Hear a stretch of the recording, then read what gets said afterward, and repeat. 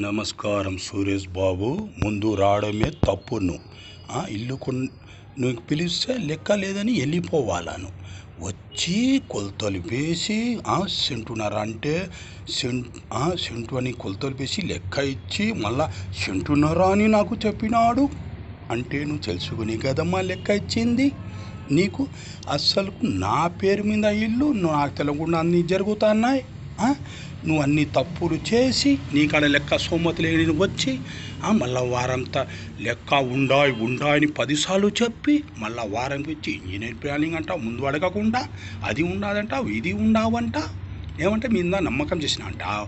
50,000 పోయి మళ్ళీ మున్సిపాలిటీలో ఎవరి మీద పన్ను అని తెలుసుకుంటావు. మళ్ళీ పాల్మాటి అంటావు. వేరే వాళ్ళకి చెప్తే నీ మీద నమ్మకం చేయాలంటావు. నువ్వు సోమతలేని ఎందుకు వచ్చినావు? ఎందుకంటే మా ఇల్లు మాకు ఉంటుంది కదా ఇప్పటి వరకు. నువ్వు రావడం ఏంది? అంత అక్కడ అంత లైఫ్ వచ్చే ఇల్లుకు ఇంకా తక్కువ రేటు చూసి మళ్ళా ఎక్కువ అని చెప్పడం నేరం కదా అది. సారింగా మళ్ళా చేయడము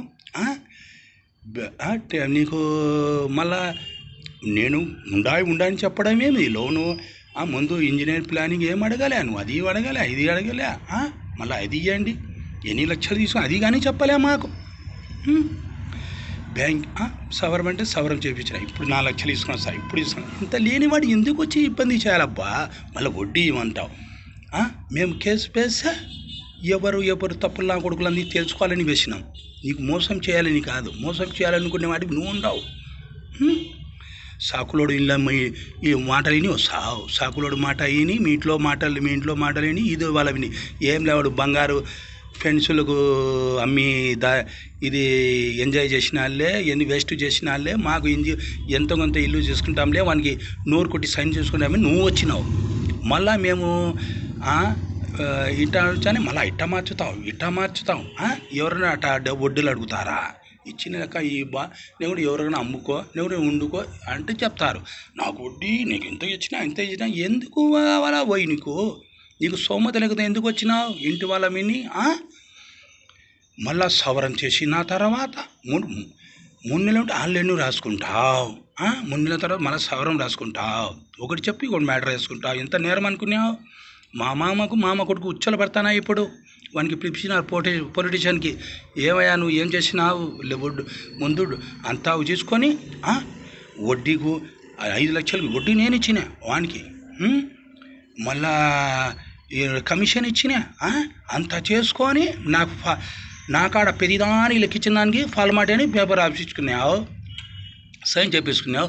నువ్వు వచ్చే నమ్మకం చేయాలని ఎందుకు వెళ్ళిపోయినావు? అన్యాయం కదా నీ చేయడం. 8,000 ఉంటే ఇంకా ఖర్చు ఎక్కువసారి నువ్వు అనుకొని మనసులో అది వినిగోలు నేను చేసే మళ్ళీ 20,000 ఇప్పుడే వస్తాను అనంతపురికి పోయి సురేష్ బాబు అట్లా చేయొచ్చునా? మళ్ళీ ఫ్యాన్ తీసుకొని పెట్టుకుని ఎవరినైనా సమ్ముని పెట్టుకున్నావు ఫ్యాన్లు?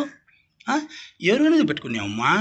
ఇట్లా చెప్పిన నేరం కాదు. మళ్ళీ ఇప్పుడు వస్తా అని పోడి నేను చాన్బోషకు అప్పుడే చూనా లేనని ఎందుకు వింటాడు చాన్బోష? 2 సార్లు చెప్తే లేదు అంటే నేను ఒప్పుకోలే. ఆడ అంతే రంతు మామ రంతు కాడ ఆడ 10,000కు బ్యాలెన్స్ పెట్టి చాన్బోష కాడ ఉన్నది. ఆడ కొట్టుకున్నావు. ఎప్పుడు పంచాదేనాను నీకు ఆడ పంచాది పెట్టుకున్నావు. పంచాది తప్పు కాదు, అది తప్పు కదమ్మా. వాడికి క్లీన్ చేశాను, వాడిని వెళ్ళి సంతోషంగా అయ్యి నీది. కానీ ఇప్పుడు నీకు ఎందుకు ఆశ? నీ కాడ సోమత లేదు, వేరే వాళ్ళు ఎందుకు కొనడానికి వచ్చినావు? ఆ రోజు చెప్పకుండా ఈరోజు ఇంత తప్పు జరిగేది కాదు కదా. అనంతపురం పోయినావు, అప్పుడే సవరానికి వస్తున్నావు. అప్పుడు పన్ను మార్చుకుంటాను, అన్నీ చేస్తాను. నేను రాలేదు అంటావు. మా ఫోన్ చేస్తే నేను ఫోన్ నేను వాడిని చాన్బోషాకి ఫోన్ ఎత్తకుండా ఉన్నాను. నేనన్నారా మాకు నెలన్నారా ఎత్తకుండా అన్నాను. నువ్వని ఎత్తినా నీకేమేమో నేను చేయనావు. తప్పు కాదు. నువ్వు బ్యాంకులో నీకు ఈ డబ్బులు ఇవ్వకుంటే 2 లక్షలు మా అమ్మ మీద ఇష్యూ పెడతావు. మా అమ్మ నా కర్మ అంటావు. మీ ఇంట్లో ఏం కర్మకాండలు మిలిగిపోయినాయని ఇట్లా చేస్తానావు ఎదవా? మా ఇంటి వాళ్ళు పశువు ఉంటావు. మా ఇంటి వాళ్ళు పశువా? నీ ఇంటి వాళ్ళు పశువు ఉన్నారు. లెక్క నేను చెప్పలే నీకు? అన్ని తప్పులు చేసి మళ్ళా ఎంత ముక్కు సూటిగా పడతావురా నువ్వు? వాళ్ళతో వీళ్ళతో చెప్పుకుంటావు. ఎందుకు వచ్చినావా అనుబంధం అంటే వాళ్ళు పిలిపించినారు, లెక్క లేదని వెళ్ళిపోవాలను.